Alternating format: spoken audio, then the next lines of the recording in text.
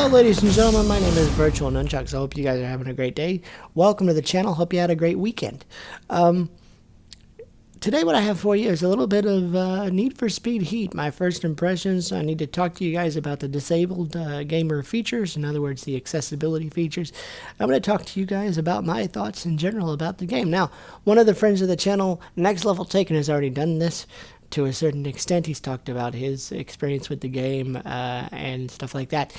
But I picked it up this weekend, actually, around Thursday or Friday, and have been playing it non-stop. Why? Well, because for the first time in decades, it kind of reminds me of Need for Speed Most Wanted, which was my favorite game. It came out on the PS2. I even bought it on the PS3 so I could play it on my PS3. You know what? This game reminds me of that. And let's talk about it for a few minutes. First of all, let me get the disabled gamer stuff out of the way, simply because there's not a lot to talk about here in the way of accessibility features. There is text-to-speech. There is colorblind features. There are volume features. You can customize your audio output for headphones, optimize it for different things. But that's pretty much it. The rest of it's simple things like sliders for your music volume and things like that. And it's getting kind of sad to see that nobody seems to, other than color blindness, nobody seems to get it. Now, what's crazy is they even have narration of the menus. So if you do have vision problems, they will narrate the menus for you. I still haven't turned that feature off, so every time I boot up the game, I hear, to access accessibility options, press triangle. To chat in a party, push, things like that. So I still hear that, okay, when I boot up the game.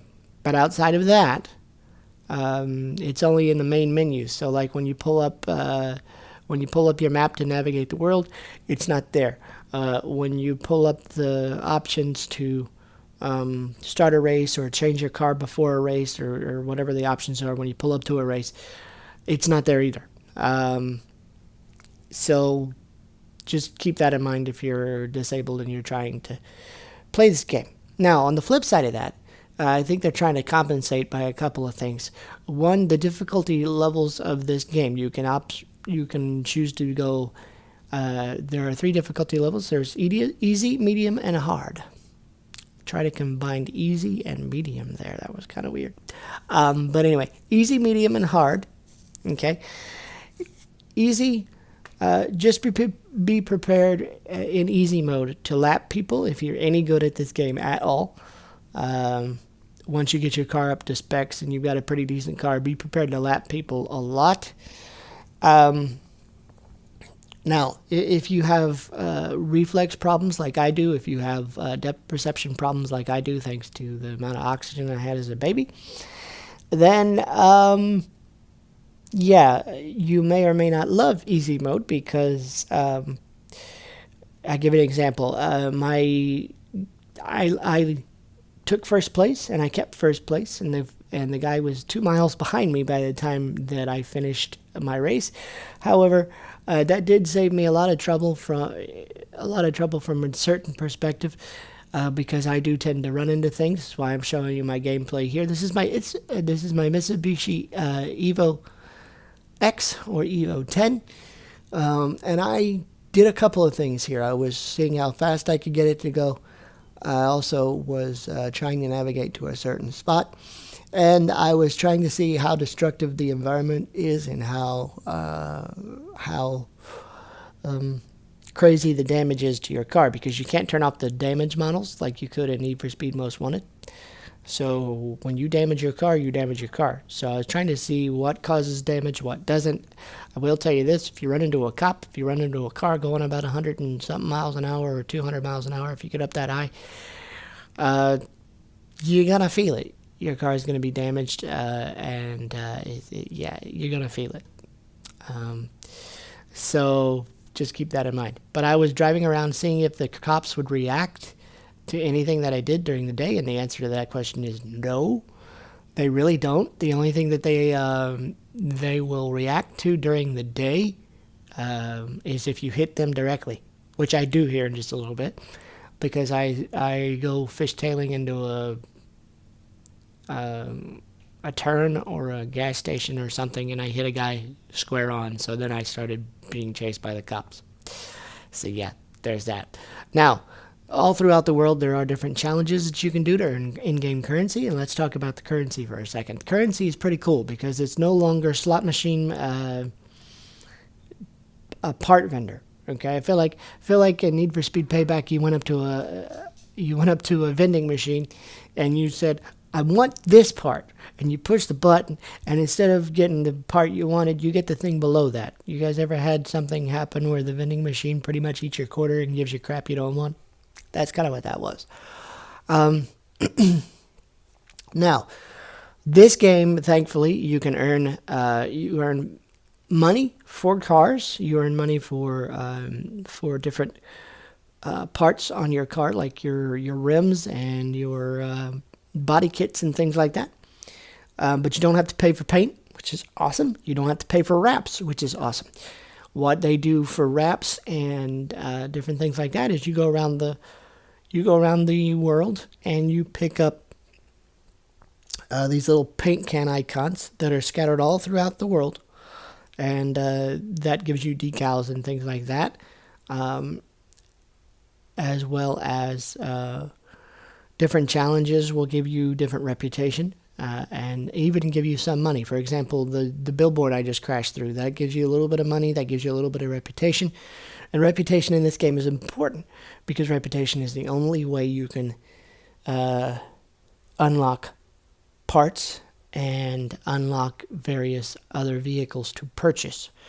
I don't know how far the reputation system goes, simply because I didn't actually look at the dealership that far, but apparently it goes up quite a bit, because there are things ranging from a Volkswagen Beetle, I kid you not, 69 or Volkswagen Beetle, all the way up to the latest and greatest Aston Martin for $250,000, probably more. There's just so many different cars and so many different things to play with. That it's amazing. Now, I did spend $10 for the deluxe edition upgrade when I got home. So when I bought this, I bought it used, and then I paid the $10 to get the deluxe edition upgrade, which is why I'm driving the Evo 10 or Evo X. But that is pretty much that, and one more thing where you can get the keys to the map are the only microtransactions in the store that I have found at all in this game, which is pretty cool. Thank you, EA, for not gouging us to death. I appreciate that. But as you can see, I pretty much did everything. I hit cars. I did all kinds of stuff to see what kind of damage stuff. I ran through trees and all kinds of stuff.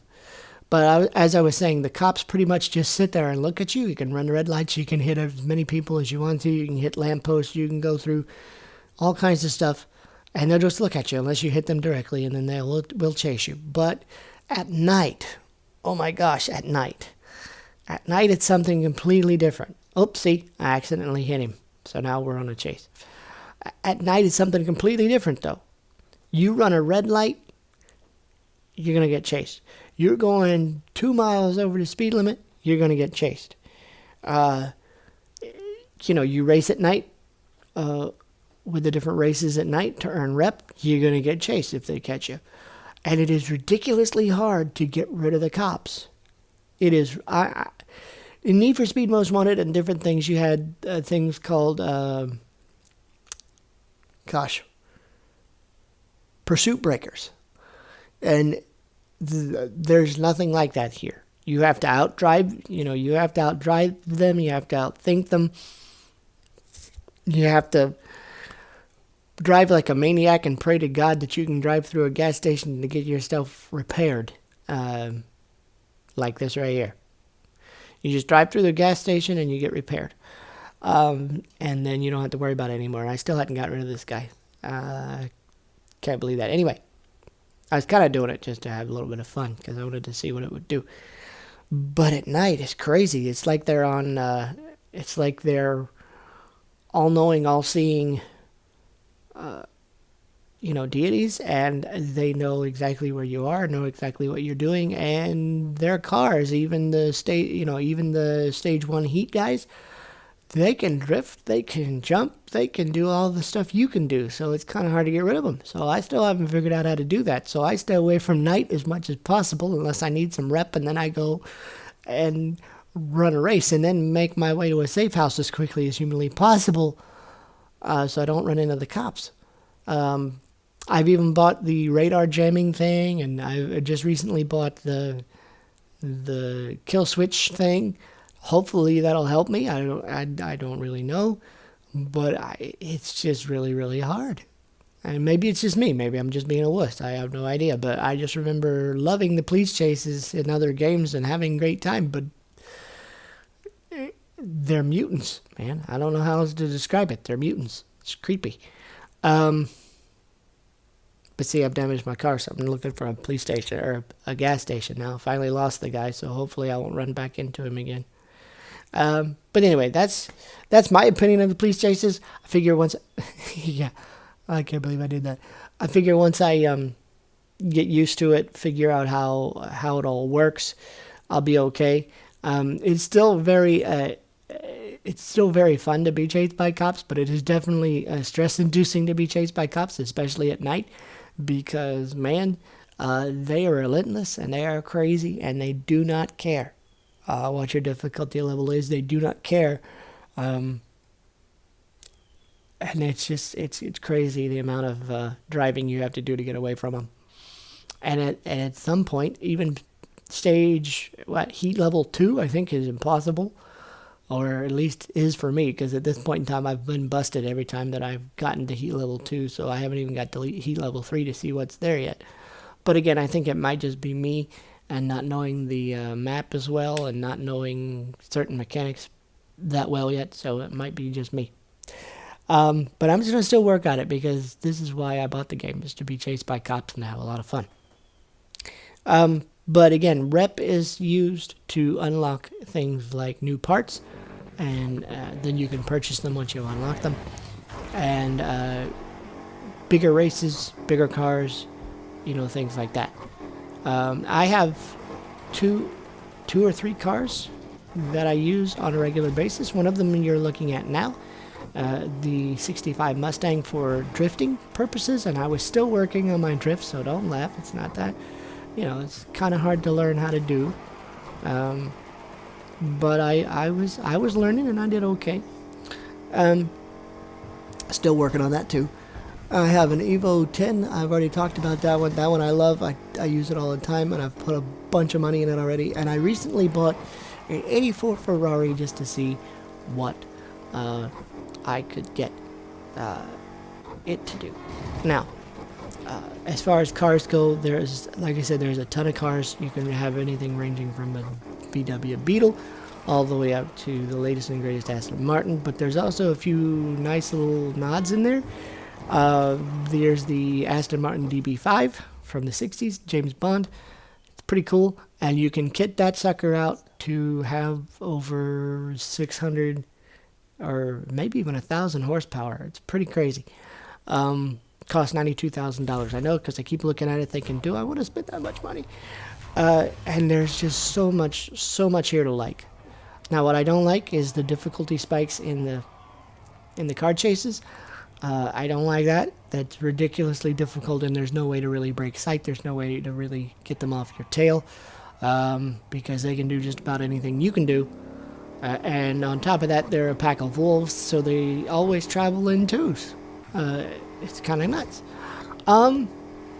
At least twos. If you keep going, you get 3s and 4s, and it's crazy. Anyway, so I don't like that. I don't like the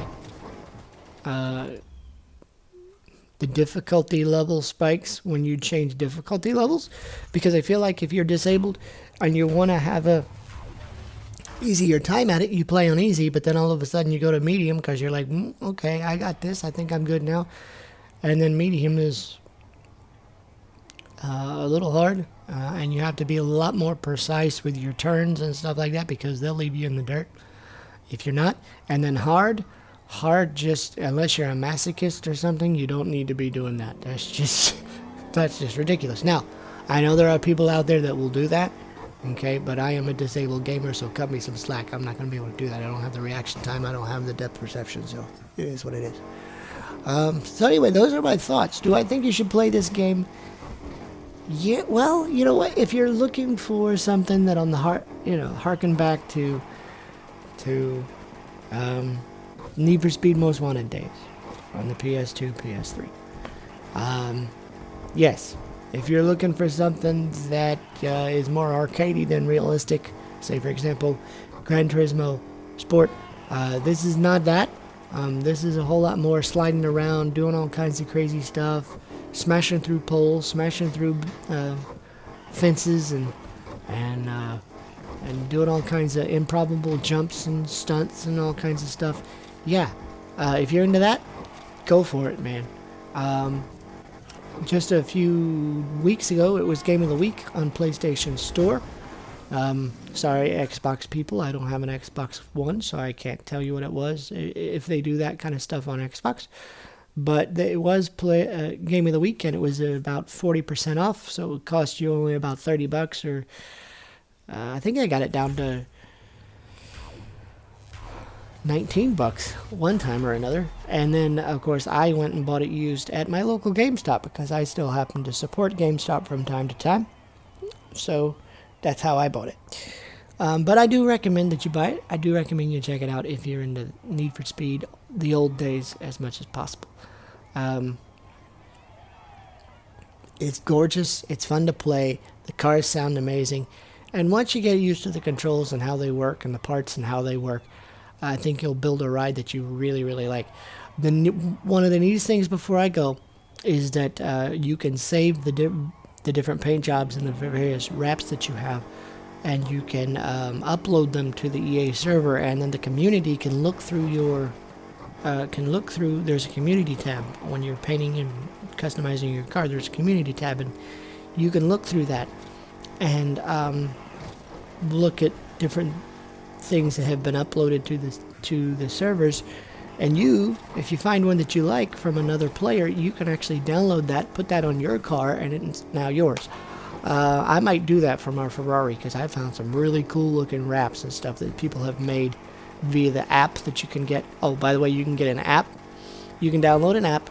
I forget what it's called, but you can download an app and you can create your own cars and wraps in that app, and then upload it to the server, and then you can actually take that car that you made, that paint job that you had, and you can put it on your car in-game, which is completely, totally cool. I might have to check that out as well. So anyway, guys, this is my opinion. This is what I'm looking at, and this is what I'm playing right now, because honestly, I've had so much fun with this game, I haven't put it down for days because I'm having fun. It's difficult at times, especially drifting. Drifting is so hard, but we're getting there, and it's a lot of fun. I think you guys would enjoy it. If you want to see more about Need for Speed, consider subscribing, of course, but go and check out Next Level Taken 2, because he's a whole lot better driver than I am, and he has some pretty cool footage of this game on his channel when he got it. So check it out, and when you get the game, make a crew. I'm thinking about making a crew for you guys, so let me know in the comment section below what you think we ought to name our crew. Have a little bit of fun. Alright? Don't forget to subscribe. You can follow me over on Facebook.com/VirtualNunchucks. Don't forget to turn on the notification bell. You can also follow me Facebook.com/VirtualNunchucks. You can follow me over on Twitter @VNunchucks, and of course Twitch.tv/VirtualNunchucks. Here on YouTube, every Monday through Friday we do something fun and interesting on this channel. At least that's the plan. And then of course, if gaming appeals to you, from anything from news updates to gameplay to reviews to opinion pieces, if it's gaming, we talk about it on this channel, okay? So if that appeals to you, consider subscribing. Come hang out with us, and have a great day, guys. We'll see you in the next video. And as of right now, I'm going to go play some more Need for Speed. Bye.